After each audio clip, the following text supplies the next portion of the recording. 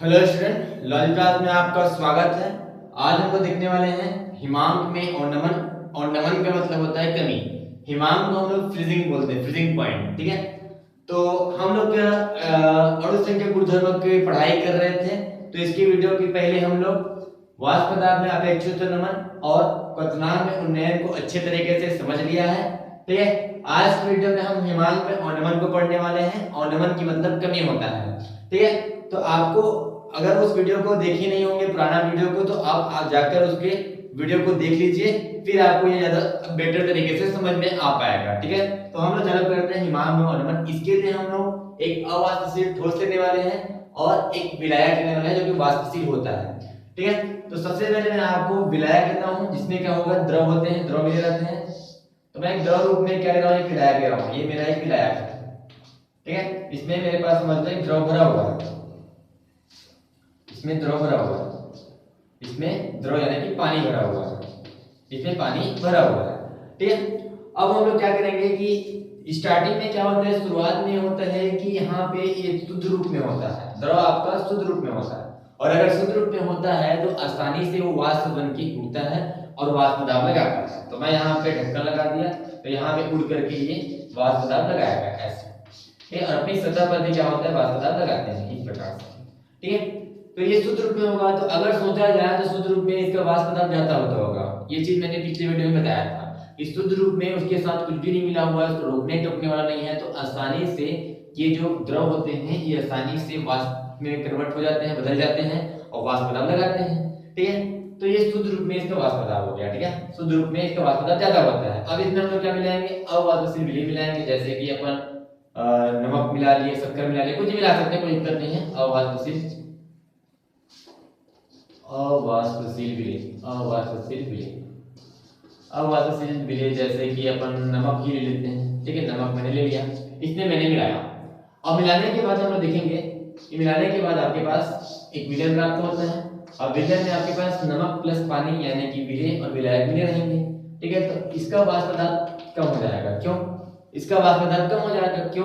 क्योंकि यहाँ पे अवाष्पशील विलेय जो है यहाँ पे इसकी सतह पर आ जाते हैं, तो उसको वाष्प बनने से रोकते हैं। ठीक है, तो कुछ ही वाष्प नहीं बन पाते हैं, और कुछ वाष्प जब वाष्प कम होंगे तो उसका वाष्प पदार्थ भी क्या हो जाएगा, कम हो जाएगा। क्योंकि अगर एक रास्ता अगर खाली रास्ते से बहुत लोग अगर आते हैं तो आसानी से उस रास्ते को बहुत लोग पार कर सकते हैं, लेकिन रास्ते में अगर क्या है, रोकने टोकने वाला अगर आदमी ज्यादा है तो आपके पास आप वहां से नहीं निकल सकते हैं, थोड़ा सा ही निकल सकते हैं। तो यहाँ पे आपके पास वाष्प पदार्थ में क्या हो गई, कमी हो जाएगी। इसमें ज्यादा होगा वाष्प पदार्थ, इसमें वाष्प पदार्थ में कमी हो जाएगी। मैंने इसमें आपको बताया था वाष्प पदार्थ में अपेक्षित द्रव्यमान, तो वहां पर भी बताया था। लेकिन अपने को जो फोकस करनी है वो हिमांक में फोकस करनी है। हिमांक का मतलब क्या होता है मैं आपको यहाँ पे बताने वाला हूँ।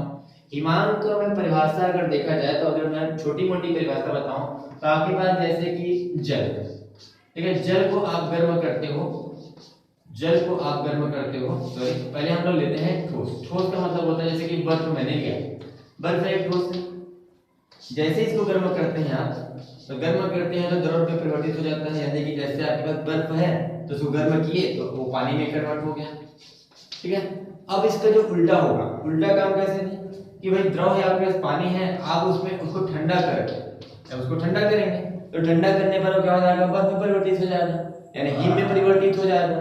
तो देखा जाए तो जब किसी द्रव को किसी ताप पर ठंडा करके बर्फ में परिवर्तित किया जाता है, फिर ठोस में परिवर्तित किया जाता है, तो वह ताप क्या हो जाएगा, उसका उस द्रव का हिमांक हो जाएगा। ये हो जाएगी छोटी मोटी परिभाषा। लेकिन आपको वाष्प पदार्थ के हिसाब से अगर परिभाषा लिखनी है तो उसका परिभाषा ऐसा होना चाहिए कि आपके पास क्या होता है, एक द्रव होता है, तो द्रव का वाष्प पदार्थ अपने पास है पहले से, द्रव का कुछ ना कुछ तो वाष्प पदार्थ होगा। अब ये जो वाष्प पदार्थ है ये जब ऊपर जाता है और वायुमंडल में जाके बराबर होता है उसे क्वथनांक कहते हैं।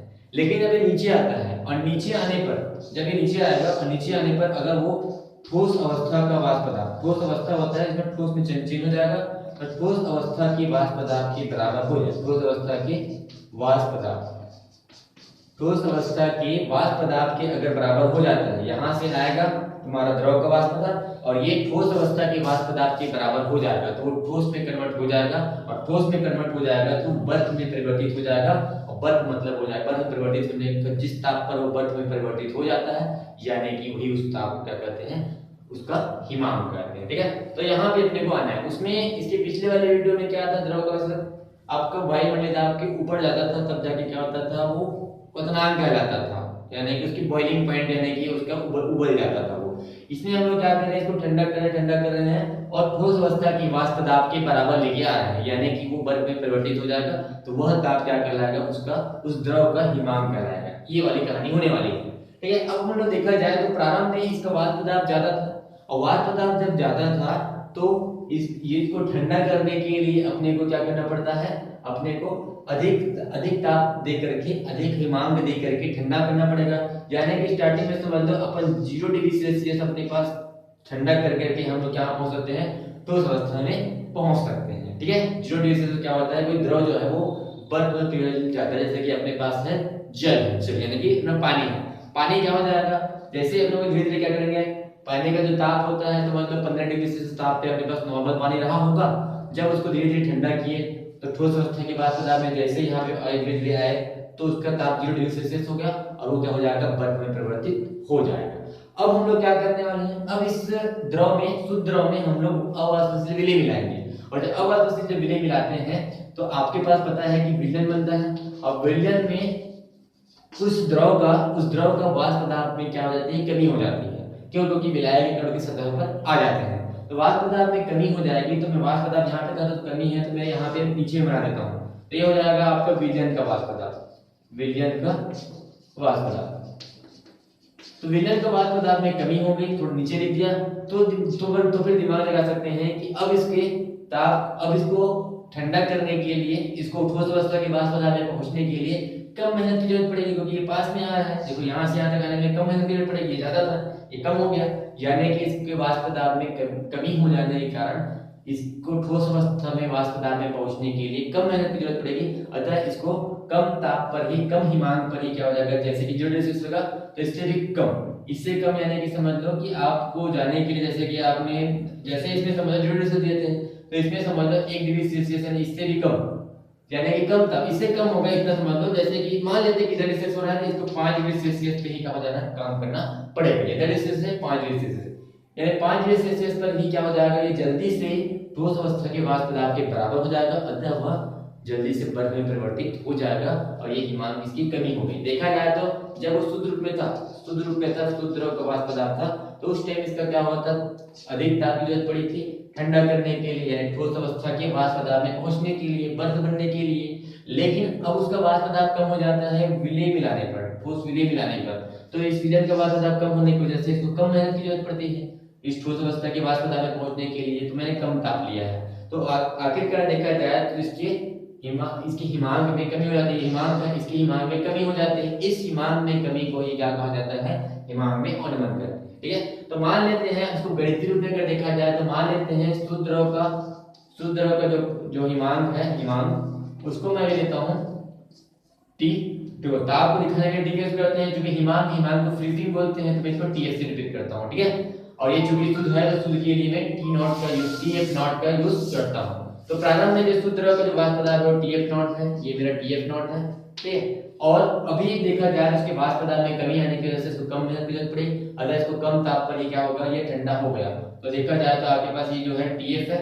ठीक है, क्योंकि विलयन के जो ताप होगा, हिमांक होगा, उसको TF से यूज करेंगे, नॉट नहीं यूज करेंगे। ठीक है, तो देखा जाए तो आपके पास जो देखा जाए इन दोनों को मिलाया जाए तो आप देख पा रहे होंगे कि आपका जो TF नॉट है वो ज्यादा है TF से, TF नॉट जो है ज्यादा है TF। ठीक है, तो यही ज्यादा के अनुसार हम लोग पता लगा सकते हैं कि इसके वाकई में देखा जाए तो इसकी हिमांक में कमी आएगी। तो इस हिमांक में कमी को हम डेल्टा TF से निरूपित करेंगे, और इसकी हिमांक में कमी कैसे आ जाएगी, देखो बड़े वाले से छोटा वाला घटाना है, ये बड़ा वाला है TF नॉट, तो TF नॉट जो है वो बड़ा वाला है और इसमें माइनस होगा TF। तो इस प्रकार से ये फार्मूला बन के आता है जो कि हिमांक में कमी को दर्शाता है। ठीक है, तो ये हो गई छोटी मोटी बात जिससे हमने हिमांक में कमी को दिख पाए। अब हम लोग देखेंगे इसका गणितीय रूप कैसे देखेंगे। अभी देखो हम लोग गणितीय रूप देखने के लिए राल्ट का नियम देखना पड़ेगा। तो राल्ट का नियम ये बोलता है कि किस हिसाब से ये हिमांक में कमी हो रही है। हिमांक में कमी इसलिए हो रही है क्योंकि हम लोग अवाष्पशील विलय मिला रहे हैं, एक अणु की संख्या मिला रहे हैं, जिससे क्या हो जाएगी, आपकी हिमांक में कमी हो जाएगी। तो जितना ज्यादा हम लोग विलेय की अवास्तविक विलेय मिलाएंगे उसकी ईमान में उतनी ही कमी होती जाएगी। ठीक है, तो देखा जाए तो हम लोग ईमान में उसकी कमी होती जाएगी। तो हम लोग समझ सकते हैं कि जो उसका डेल्टा टीएफ है, यहाँ पे मैं आपको समझाता हूँ, यहाँ पे लिख करके डेल्टा टीएफ जो है वो है किसके ऊपर निर्भर कर रहा है, वो विलेय की मात्रा के ऊपर निर्भर कर रहा है। यानी विलेय की मात्रा जितना मिलाओगे उतने ज्यादा उसकी ईमान में कमी आती जाएगी। ठीक है, यानी विलेय की मात्रा के अनुक्रमानुपाती हो जाएगा विलेय की मात्रा। तो विलेय की मात्रा को दर्शाने के लिए इसके पिछले क्लास में मैंने बताया था मूललता, यानी कि कितने विलेय को आप विलायक में घोल रहे हो, यानी कि विलेय और विलायक के मध्य संबंध दर्शाने वाली जो सांद्रता का पद होता है, जो सांद्रता होती है, वो आपका क्या होता है, मूललता होती है। इसमें मूललता आने वाला है। तो विलेय की मूललता देख सकते हैं मात्रा। ठीक है, तो मात्रा लिया, जिसको मैं अगर मैं गणितीय रूप में और आगे बढ़ाऊं तो इसके पास मूललता का यूज कर सकते हैं। ये आपका क्या है, मूललता है, ये आपकी मूललता है।